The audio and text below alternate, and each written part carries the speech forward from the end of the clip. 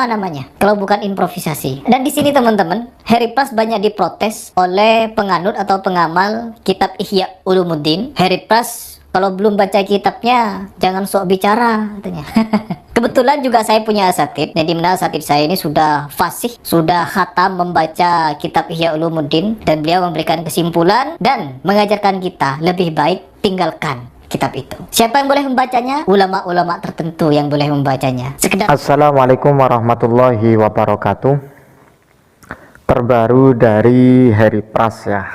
Lagi-lagi Harry Pras ini pembuat sesuatu yang tidak sama dengan kebiasaannya. Apalagi seringkali mengatakan beberapa kitab yang memang sudah menjadi kajian di pondok pesantren ya. Dulu-dulu itu Harry Pras mempersoalkan masalah kitab Qurratul Uyun dan juga kitab Fathul Izar. Dan sekarang mempersoalkan kitab Ihya Ulumuddin ya, karya dari Al-Imam Al-Ghazali. Kata Harry Pras, kitab Ihya itu lebih baik untuk ditinggalkan karena Harry Pras itu punya guru katanya. Gurunya itu menyarankan agar kitab tersebut tidak dibaca ya. Satu pertanyaan untuk Harry Pras. Ketika Anda menyimpulkan hal yang seperti itu lewat guru Anda, saya mau bertanya kepada Harry Pras, apakah pernahkah Harry Pras membaca 1 lembar atau 2 lembar atau 3 lembar kitab Ihya itu sendiri? Tapi saya yakin kalau Harry Pras itu tidak pernah baca kitab Ihya ya. Karena husnudzon saya Harry Pras itu tidak bisa baca kitab. Ya, saya juga tidak bisa baca kitab. Jadi ketika kitab Ihya yang menjadi senjata pondok pesantren ya, ulama-ulama sepuh itu, masyayikh di pondok pesantren itu memang memprioritaskan kitab Ihya dalam bidang kajian tasawuf terhadap sesuatu yang bersifat fadhailul a'mal.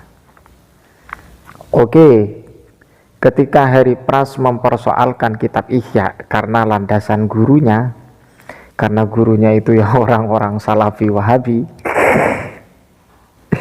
yang kurang pengalaman keilmuan, tendensinya cuman hadis dan tendensinya cuma Al-Quran.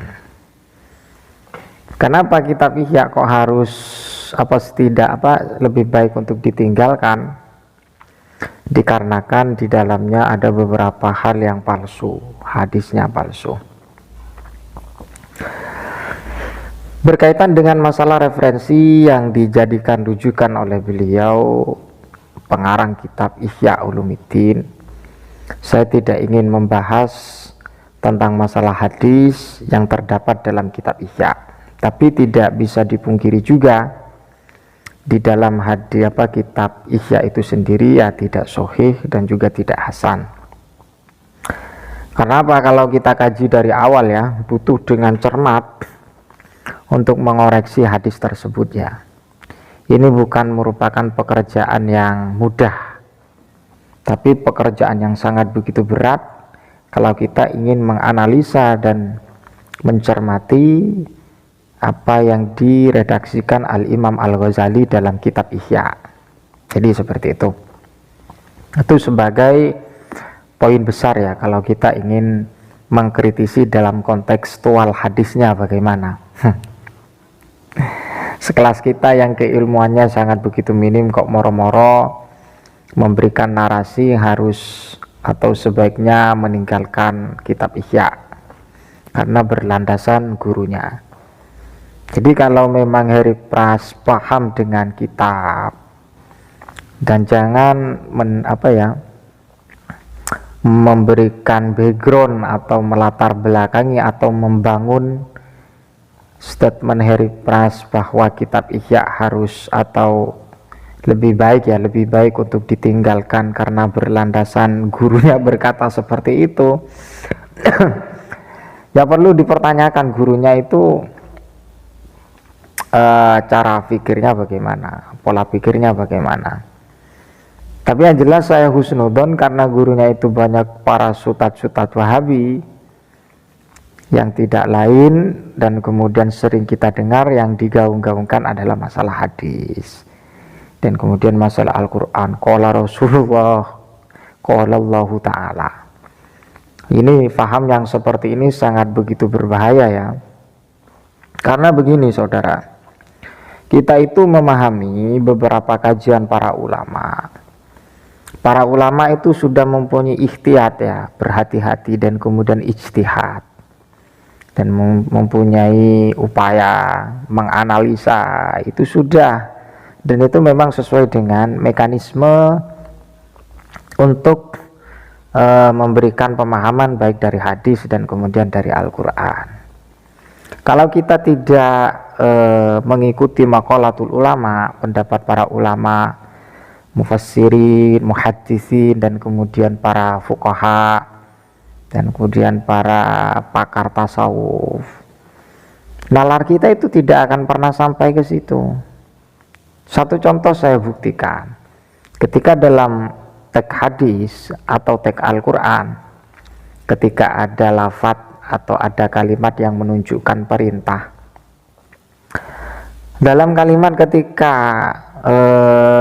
berupa perintah, maka dalam kajian usul fikih itu ada dua kemungkinan, bisa larinya kepada hukum wajib, kemungkinan bisa larinya kepada hukum sunnah sesuai dengan qarinah atau indikasi yang pas dalam permasalahan teks hadis atau Al-Quran yang memang berupa perintah. Jadi seperti itu. Kalau kita menelan hadis dan Al-Quran itu tanpa menganalisa bagaimana mekanisme yang harus dilakukan sebagaimana yang dipaparkan para ulama, maka akan menjadi kekacauan. Moro-moro ketika ada teks hadis berbentuk perintah atau teks Al-Quran berbentuk perintah, kemudian kita katakan wajib. Wah, ini bahaya ini. Maka semua dari awal dan sampai akhir maka akan bersifat hukum wajib semua. Kalau nanti kita nilai lafaz tersebut atau kalimat tersebut berbentuk kalimat perintah. Jadi kan seperti itu. Ini sebagai satu contoh saja. Sebagai satu contoh saja agar kita tidak termakan oleh narasi-narasi yang sangat begitu ekstrim ya. Lagi Salafi Wahabi miskin dalil lah. Jadi saya mau menanggapi gimana Heri Pras, mau tidak ditanggapi mau gimana. Tapi yang jelas Heri Pras ya kalau bisa membacakan dalil lah, bukan berlandaskan gurunya. Kalau berlandaskan gurunya ya ketika dikritisi maka tidak akan memberikan jawaban. Kalau memang berlandaskan gurunya berkata seperti ini, kemudian gurunya menghukumi sesuatu seperti ini, dan gurunya sholatnya seperti ini, dan gurunya melakukan hal-hal yang seperti ini kan kacau.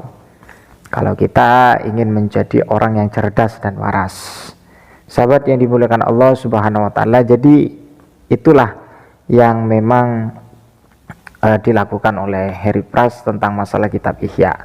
Karena landasan itu tetap pada gurunya yang berfaham Salafi Wahabi, bid'ah, syirik, dan seterusnya. Ya, mudah-mudahan bermanfaat. Ihdinas shiratal mustaqim. Assalamualaikum warahmatullahi wabarakatuh.